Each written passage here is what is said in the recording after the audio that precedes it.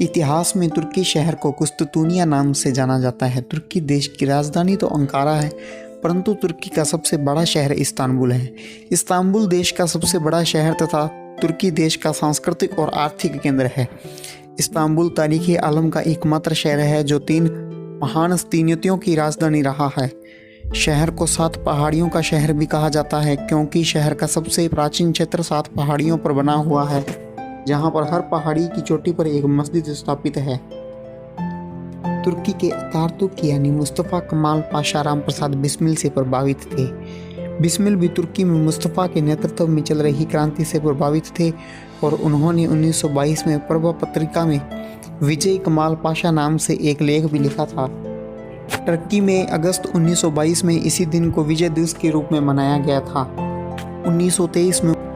1927 में बिस्मिल्लाह अशफाक व रोशन सिंह को फांसी के बाद मुस्तफ़ा कमाल पाशा ने अमर सपूतों का अपने संस्मरणों में जिक्र भी किया।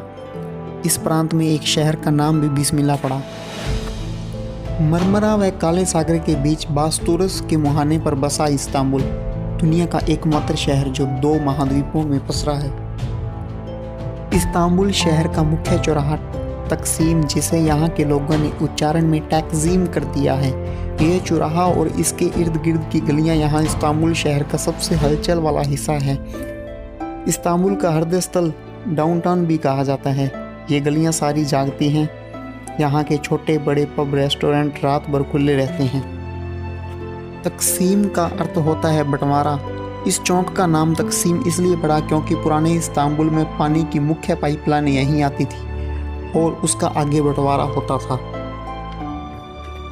तुर्की में उच्च शिक्षा के लिए संस्थानों में अधिकांश इस्तांबुल में स्थित हैं, जिनमें सरकारी व निजी विश्वविद्यालय स्थित हैं।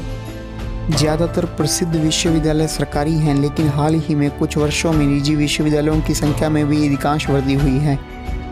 प्रमुख सरकारी विश्वविद्यालयों में इस्तांबुल तकनीकी जामिया, वास्तुरस जामिया, इस्तांबुल जामिया व निर्माता स्नान कला जामिया स्थित हैं।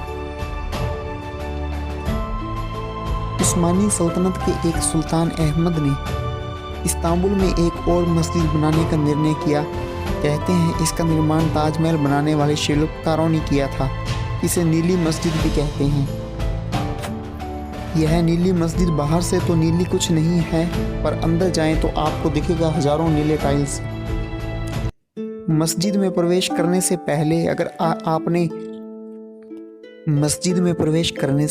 अगर आपने सही वस्त्र धारण न किया हो तो आपको निःशुल्क दुपट्टा लुंगी मिलेगी, ताकि आप मस्जिद की पवित्रता का सम्मान कर सकें। लेकिन हाँ, नमाज के समय पर्यटकों को अंदर जाने की अनुमति नहीं है। और अब हम बात कर रहे हैं उस महत्वपूर्ण फैक्ट की जिसके कारण आप यहाँ तक पहुँचे हों शायद। वह है Turkish drama industry. Turkey drama industry world की 2nd ड्रामा एक्सपोर्टर है, जिसने बहुत तेज़ी से सभी मैक्सिको, ब्राज़ील, अमेरिका जैसे ड्रामा इंडस्ट्रीज़ को न केवल टक्कर दी बल्कि पीछे भी छोड़ा है। टर्की में हर साल 60 से ज़्यादा वेब सीरीज़ बनती हैं। टर्की ड्रामा प्रोडक्शन की लगभग सभी कंपनियां इस्तांबुल में ही स्थित हैं तथा लगभग सभी ड्रामा इस्तांबुल में शूट होते हैं। लेकिन कुछ शॉट तुर्की की राजधानी अंकारा तथा कुछ साथी पड़ोसी देश ग्रीस से भी लिए जाते हैं। तो दोस्तों, यह हमारे YouTube चैनल का पहला वीडियो था। इसी तरह दुनिया के सभी शहरों को जानने के लिए आप हमारा YouTube channel discovery of world को सब्सक्राइब कर लें तथा बेल आइकन को ज़रूर प्रेस कर लें।